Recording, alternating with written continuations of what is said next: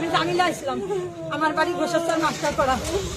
আমার স্বামী জাহিদ নামের একটা লোক টাকা, আমার স্বামী জাহিদের সাথে ব্যবসা করতো কেরামত প্লাজায়। ব্যবসায়ের হিসাবে আমার স্বামীর সাথে তার 20 লাখ টাকার লেনদেন হয়। লেনদেন হওয়ার পরে জাহিদ গোপনে বিক্রি করে ফেলায়।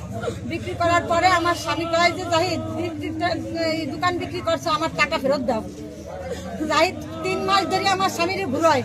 ঘুরানোর পরে জাহিদ বলে কি যে আমার গ্রামের যে বাড়ি খাগাই, আমার খাগাইল গ্রামের জায়গা আছে, আমি টিটু আর সোহেলের কাছে জায়গা বিক্রি করে তোমার টাকা দেবো।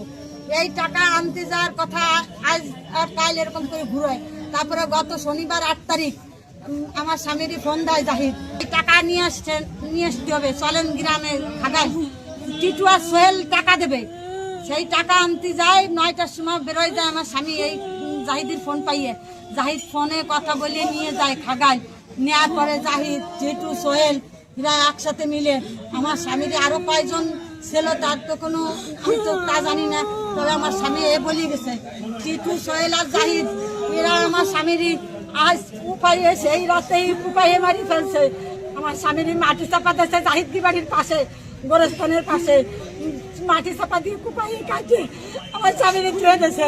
এর বিচার চান না? বিচার চান? আমি এর বিচার চাই।